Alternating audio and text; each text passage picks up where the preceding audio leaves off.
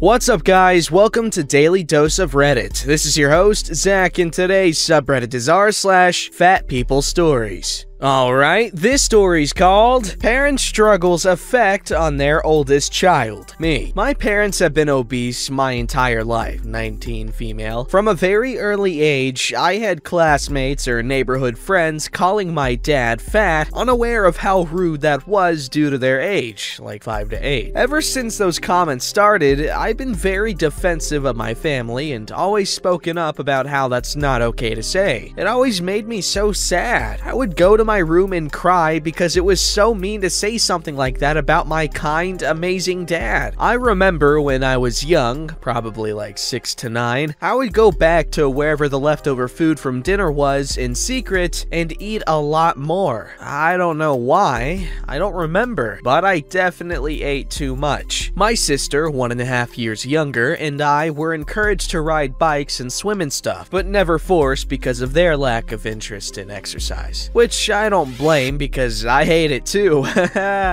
But it's good for you, obviously. We constantly had all sorts of junk food in the house and were never regulated on how much or what we ate. Also, not always a bad thing, but it was in this situation. In 4th grade, I suddenly hit puberty and lost a ton of my baby weight. I was really skinny. Teachers told me after break that I looked good. I didn't pay attention to my weight or body image at that time. I don't remember what started it. Maybe the media, maybe friends, maybe just the environments I grew up in, but I started to dislike my body, but it didn't consume me. Most of the time, I didn't think about it. In 8th grade, my friend's dad made a comment about how big my thighs were, in a negative way. I cried a lot. I then began to severely struggle with my body image. I thought I was fat at 5'3" and 115 pounds.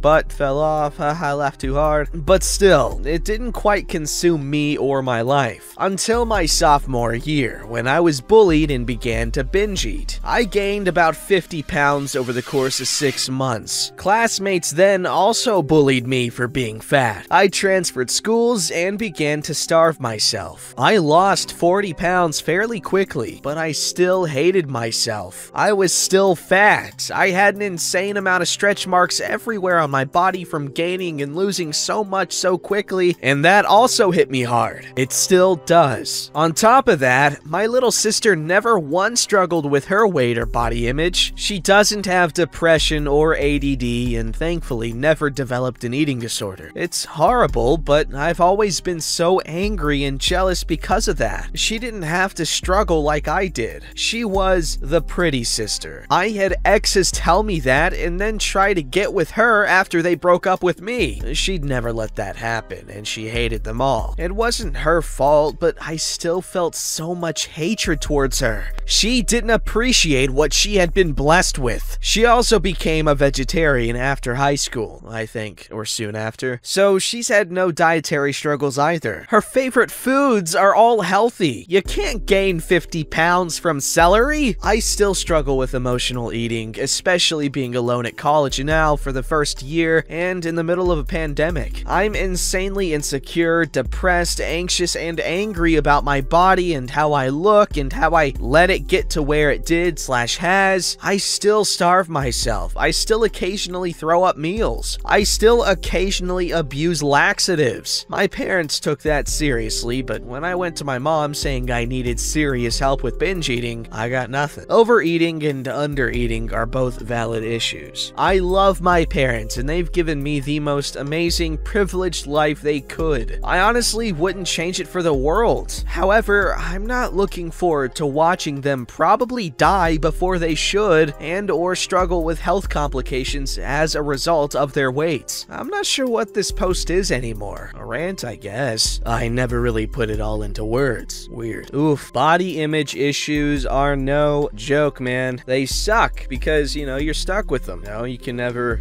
really escape them unless you find a cool outfit that looks really good good on you. And that's a source of confidence. And smelling good, these are just things that make me feel confident. Wearing a sick, nasty Hawaiian shirt and just, you know, letting them arms swing loose when you walk, give people a smile as you pass by. That's how you have a good day. Say good morning to every single person you pass, no matter what time of day. And be happy when like 5% of them say good morning back. Sorry, this is not really, healthy habits are simple but hard to start and maintain. That's why, you know, really get a schedule, a routine, and schedule your meals, because you're more likely to, you know, eat well and eat a good amount, because, you know, you're controlling everything, and that sense of control is therapeutic even.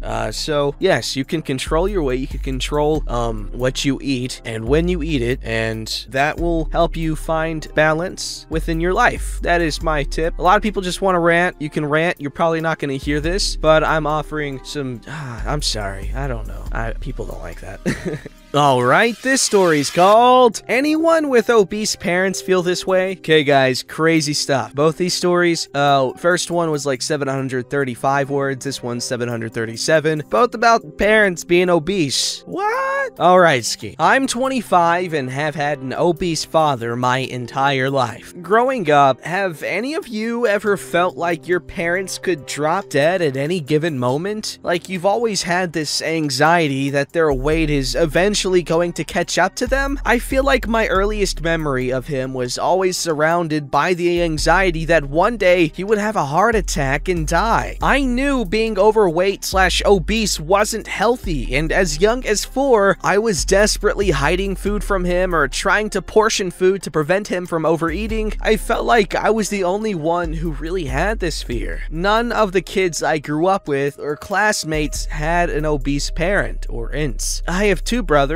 One is 26, the other 21, and they're obese as well. Over the years, I've tried to tell them I'm worried about our dad's weight. They would say I'm making a big deal over nothing. I know they got their bad eating habits from our dad too, and the older we get, the more I find myself worrying about them as well. I've always just been freaked out about it because aside from grandma, every family member on his side of the family have died as a result of complications brought on by obesity. Whether it was heart problems, respiratory problems, diabetes, cancer, they never made it beyond their 60th birthday. Every one of them is obese, and my dad is 56 now. I mean, I realized this when I was little, so I remember making a bucket list of things I wanted to do with my dad, and I'm happy to say it's pushed me to complete every single one of them, but I still feel like it's messed up that I've been essentially counting down the days till my dad turns 60. He's been hospitalized a few times before, and 9 out of 10, they were a result of his weight. He's aware that he has a weight problem, and he's tried dieting before. The most he's lost would be 40 pounds, but he always gains it back. He bounces around 280 to 300 pounds. He came to terms with the fact that he's obese a long time ago, so now it feels like he's not even trying to lose weight anymore. He cracks jokes about it all the time, yet the older he gets, the more he realizes his weight is putting him in a precarious position, and he feels somewhat compelled to lose it. He'll bounce back and forth between being worried about his well-being to not caring. I've been very honest with him about how worried his weight makes me. Ever since I was 12, I used to go to the gym with him every day. I don't nag him because I'm worried about discouraging him, but I'll keep an eye on him to make sure he's working out. When I see him reach for a bag of chips, I take it away. Whenever I see junk food around, I stash it, but I can't monitor him 24/7 when he eats. And I know no matter how much working out we may do, it all goes down the drain because of the way he eats. I've been very vocal about the fact that this isn't about appearance either. I couldn't care less about what he looks like. I just wish he would try harder in taking care of himself. I want him to be healthy, and I'm sorry, but I'm sick of people telling me that he can be obese and healthy. I've lived my entire life having to look look after him. I've been watching him struggle. He's a wonderful dad, and it hurts to see him like this. He's always telling me about all these dreams he has of places he'd want to go once he retires, and I can't help but wonder if he's even going to make it. I hope this doesn't come off as mean, but sometimes I really wonder if people realize that obesity doesn't just affect the person, but it affects the people around them too. I feel like I've had to shape my life around being my dad's personal dietitian, trainer, and caregiver. He's been an incredible dad all my life. I feel like this is the least I can do as his daughter. Alright, just saying, as your dad's personal dietitian, trainer, and caregiver, you gotta step it up, man.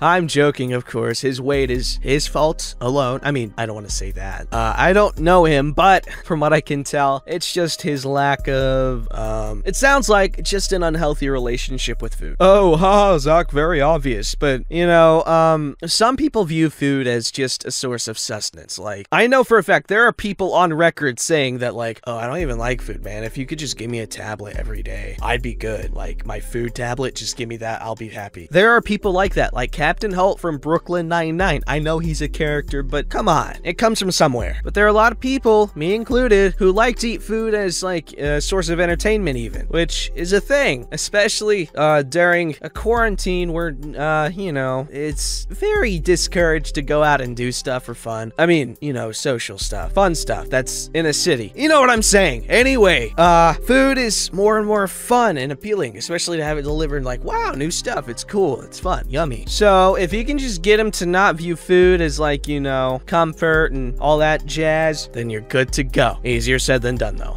Anyway, OP, so many people would be blessed to have someone as caring as you in their lives. And I know it's to your freaking detriment, honestly, to worry. That sounds like a really incredibly frustrating situation. But the thing is, you care too much to be frustrated. It's just terrifying. And you should explain this to your dad, and hopefully he basically show him this post, essentially. What you're saying here, say to him, and he needs to understand that. Boom, mic dropped. Then picking it up and kissing it and asking for forgiveness because sound equipment in general, expensive. Don't do that crap, guys. Alright, this story's called What It Was Like Having a Ham Planet for a Teacher. Yo, planets are old, therefore wise. Smart. First time posting here, so forgive me if I don't get all of this subs lingo the first time. Yo, have y'all heard of those, the concept of, like, using a star as a computer? The possibilities are literally endless with that kind of power. Irrelevant though. Ham Planet teacher, that's where it went.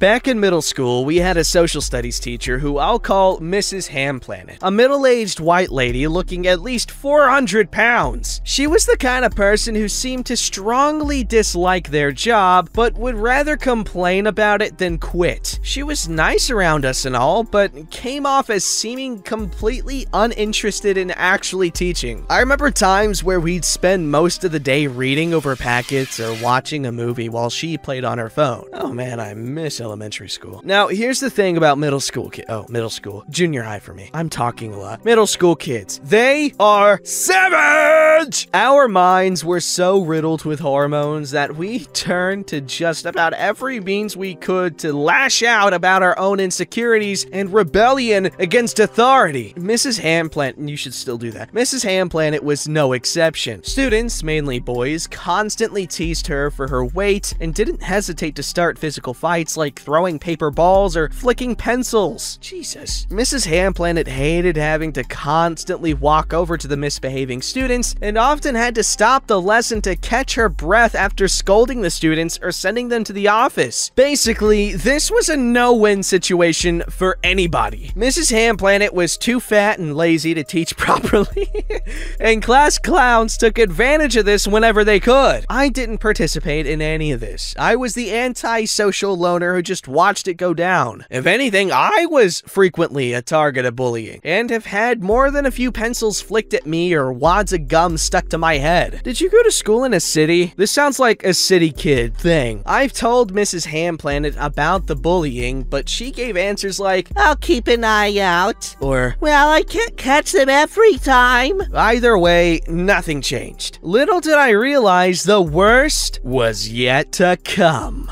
One day, we were watching Dances with Wolves and got question sheets to fill out as we watched the movie. Educational as hell! During all this, Mrs. Ham Planet fell asleep. The class clowns saw this golden opportunity and seized it to their full advantage. They spent the class time drawing obscene images on the whiteboard and changed the teacher's name to an expletive. I was surprised the constant snickering didn't wake her up. They tried drawing on Mrs. Ham Planet's face with the marker, but that caused her to wake up. She shrieked at the student's handiwork, squealing almost like a pig. I couldn't help but giggle a little at the sight of it. Mrs. Ham Planet went on a tirade about, I work so hard for you damn kids and too much damn walking, and other ramblings about how rotten we all were, how she's overworked and underappreciated, etc. Which is actually very true in many teachers' cases. Before long, the bell rang, and we were off to our next class. I don't know if any of the bullies were punished for their antics. Mrs. Ham Planet stuck around a few more days until she just left without notice. Word got around that Mrs. Ham Planet slapped one of the regular class clowns in the hallway and got put on leave because of it. The substitute teacher did a much better job of teaching and handling class clowns than Mrs. Ham Planet ever did. Oh, good job. You got rid of the evil woman. It sounds like a very Trunchbull-esque situation, except Miss Principal, whatever the hell her name was, Trunchbull, was kind of sadistic. No, Mrs. Ham Planet doesn't sound that bad,